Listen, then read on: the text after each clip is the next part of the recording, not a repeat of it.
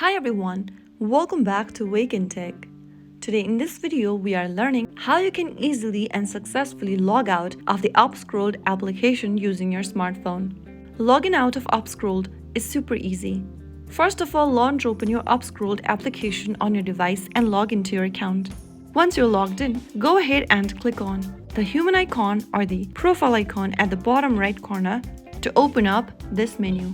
From here, click on the gear button appearing at the top right.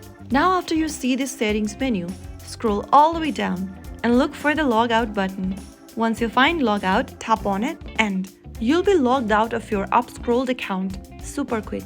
Now you are inside the login screen or the welcome screen of UpScrolled. Your account is now safe and ready for the next time you try to log into your account. So that is how you easily log out of UpScrolled app. Just make sure you remember your credentials so that you can sign back in anytime you want. If you found the video helpful, don't forget to like, share and subscribe to our channel. I will be back again in the next video. Stay tuned till then.